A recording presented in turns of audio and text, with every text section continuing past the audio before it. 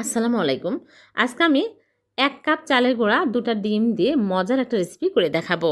এই রেসিপি সম্পূর্ণ ইউনিক, খেতে কিন্তু দুর্দান্ত স্বাদের।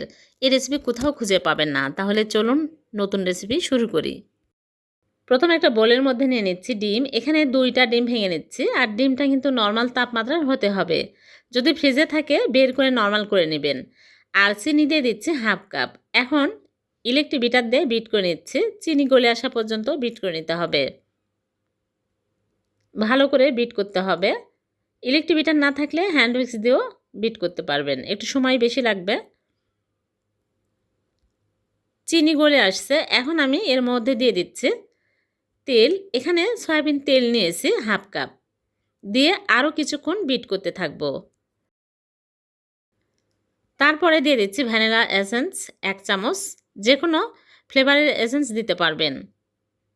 1 চামচ দিয়ে দিচ্ছি, তাহলে ডিমের গন্ধ লাগবে না। আরও কিছুক্ষণ বিট করব। বিট করা হয়ে গেছে। এখন আমি এর মধ্যে শুকনো উপকরণ অ্যাড করে দিব। চালের গুঁড়া, যে কোনো চালের গুঁড়াই দিতে পারবেন। আমি এখানে বাজারে শুকনা চালের গুঁড়া দিয়ে দিলাম 1 কাপ, স্বাদমতো লবণ, বেকিং পাউডার 1/2 চামচ। এখন ভালো করে মিশিয়ে নেব।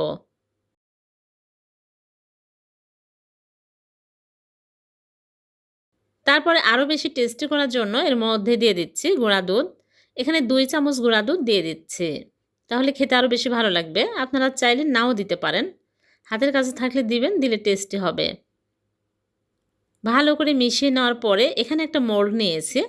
এই মোল্ডে আমি কাগজ বিছিয়ে নিয়েছি। খাতার কাগজ বিছিয়ে নিয়েছি। এখন তেল দিয়ে দিচ্ছি। দিয়ে ভালো করে ব্রাশ করে নেব। সমস্ত লাগিয়ে নিতে হবে। তারপরে আমি এর মধ্যে সবগুলো ব্যাটার ঢেলে নিচ্ছি। ট্যাপ করে নিব। তারপরে চুলায় বেক করব। আগে থেকেই চুলায় একটা প্যান বসিয়ে দিয়েছি আর একটা স্ট্যান্ড বসিয়ে 5 মিনিট প্রিহিট করে নিয়েছি। এখন এই স্ট্যান্ডের উপরে বসিয়ে আমি চুলার আঁচ লো আঁচে করে ঢেকে জাল করব 40 থেকে 45 মিনিট। এক এক চুলার আঁচ এক এক রকম, কম বেশি লাগতে পারে। 40 মিনিট পর ফিরে আসলাম। হয়ে গেছে। এখন চেক করে দেখছি একদম ক্লিনভাবে কাঠি বের হয়েছে, তার মানে হয়ে গেছে। এখন চুলা থেকে নামিয়ে এক সাইডে রেখে দেবো ঠান্ডা হওয়ার জন্য। ঠান্ডা হতে থাকুক। আর এদিকে আমি চুলায় একটা প্যান বসে প্যানটা গরম করে দিয়ে দিচ্ছি চিনি 1/2 কাপ। দিয়ে নেড়েচেড়ে ক্যারামেল হয়ে আসলে এর মধ্যে দিয়ে দিচ্ছি ভিভো ক্রিম 1/2 কাপ। দিয়ে ভালো করে নেড়েচেড়ে নিব। এই সময় চুলার আঁচ একদম লো আঁচে রাখতে হবে। তারপরে বাটার দিয়ে দিচ্ছি। 2 টেবিল চামচ বাটার দিয়ে দিলাম। বাটার দিয়ে ভালো করে নেড়েচেড়ে চুলা থেকে নামিয়ে একটা বাটিতে ঢেলে ঠান্ডা করে নিব। ঠান্ডা হতে থাকুক। আর এদিকে আমি কেক ঠান্ডা হয়ে গেছে। এখন আমি এই কেক মোল্ড আউট করে নিচ্ছি। সাইড দিয়ে এইরকম করে আমি কেটে মোল্ড আউট করে নিচ্ছি। খুব সহজে মোল্ড আউট হয়ে গেল। কাগজ তুলে ফেলে দিলাম। এখন মাঝখান থেকে কেটে নিচ্ছি। খুবই মজার এই কেক। চালের গুঁড়ার কেক যে এত টেস্টি হয়, আপনারা বাড়িতে অবশ্যই ট্রাই করবেন। ক্যারামেল ঠান্ডা হয়ে গেছে। এখন দিয়ে দিচ্ছি। সমস্ত কেক লাগিয়ে নিলাম। উপরে আমি একটু কেটে সমান করে নিচ্ছি।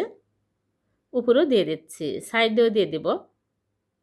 খুবই মজার। এভাবে ক্যারামেল কেক বানিয়ে দেখবেন, মুখে লেগে থাকবে এর স্বাদ।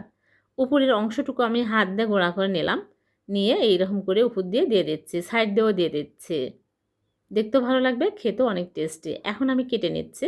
দেখুন কতটা নরম তুলতুলে হয়েছে। মুখে দেওয়ার সাথে সাথে হারিয়ে যাবে, এতটাই টেস্টি হবে। আপনারা বাড়িতে অবশ্যই ট্রাই করবেন। দেখবেন ছোট বাচ্চা বড় সবাই অনেক পছন্দ করবে। কেটে নিলাম। হয়ে গেল ক্যারামেল কেক। চালের গুঁড়ার এই ক্যারামেল কেক খেতে দুর্দান্ত স্বাদের। আপনারা বাড়িতে অবশ্যই ট্রাই করবেন। আর ভালো লাগলে লাইক, কমেন্ট, শেয়ার করে দেবেন। আল্লাহ হাফেজ।